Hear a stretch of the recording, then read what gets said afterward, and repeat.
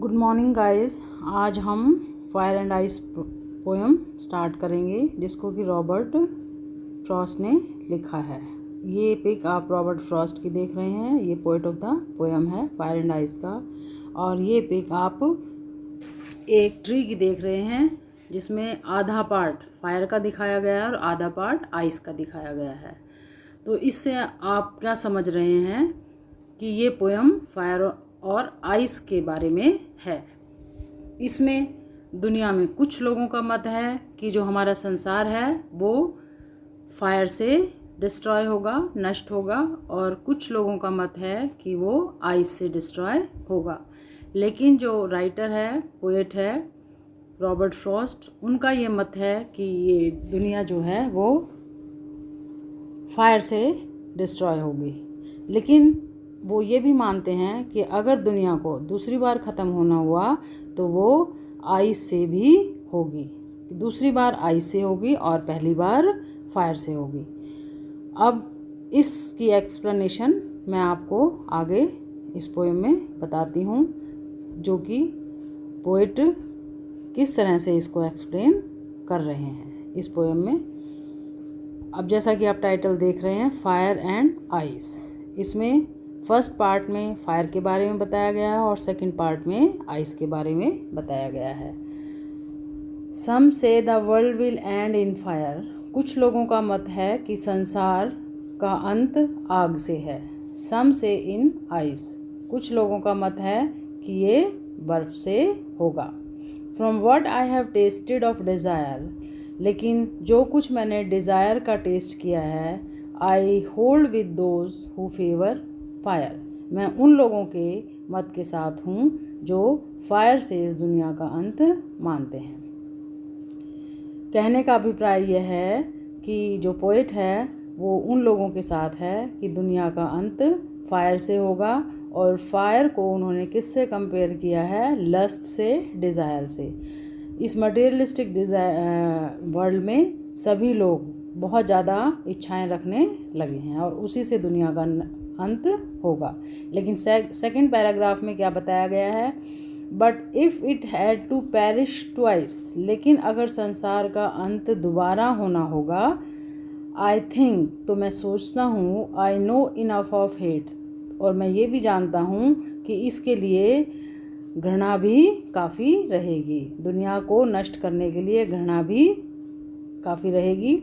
To say that for destruction ice is also great, कहने का अभिप्राय यह है कि नष्ट करने के लिए बर्फ़ भी ग्रेट है, बहुत बड़ा काम कर सकती है।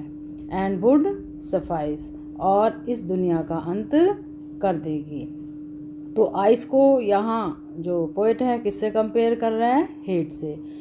और जो हेट है, जो घृणा है, वो आजकल दुनिया में बढ़ती जा रही है।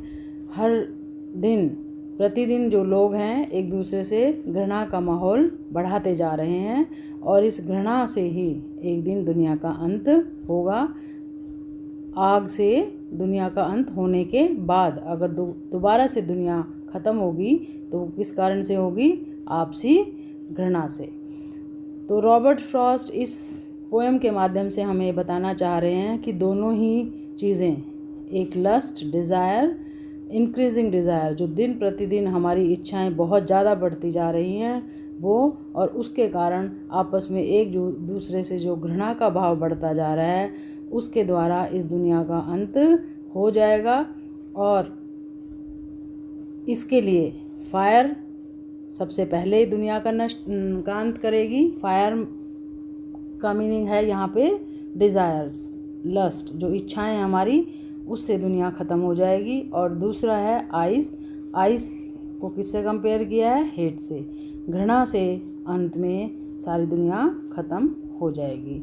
ये रॉबर्ट फ्रॉस्ट इस पोएम के माध्यम से बताना चाह रहे हैं कि अगर हमने अपनी इन दोनों इमोशंस को कंट्रोल नहीं किया, फायर को और आइस को, डिज़ायर को और हेट को, तो वो दिन दूर नहीं जब दुनिया बिल्कुल नष्ट हो जाएगी, तबाह हो जाएगी। और इसका रिस्पॉन्सिबल कौन होगा? ह्यूमैनिटी, आज का मानव। ह्यूमैनिटी तो ख़त्म होती जा रही है, मानवता अब ख़त्म हो गई है पूरे संसार में। सिर्फ इच्छाएं और इच्छाओं को पूरा करने के लिए सारे लोग लगे हुए हैं। तो इसके साथ ही आपको ये एक्सप्लेनेशन समझ आ गई होगी फायर एंड आइस की। आपको पता लग गया होगा कि फायर किसके लिए यूज़ किए यहाँ राइटर ने और आइस किसके लिए। फायर किसके लिए की है? डिज़ायर्स के लिए, लस्ट के लिए, इंक्रीजिंग डिज़ायर्स के लिए। और हेट किसके लिए? हेट का सिंबल कौन है? Ice. Ice symbolises as hate.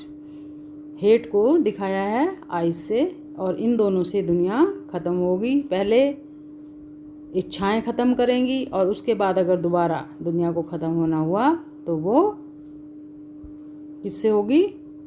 Ice से, हेट से। और इसके साथ ही मैं ये पोएम आपकी फिनिश करती हूँ। इसकी जो समरी है आपको कॉपी में लिखनी है और उसको लर्न करना है। और इसके साथ ही आज का जो ये लेक्चर है वो फिनिश होता है। Thank you. Good morning guys.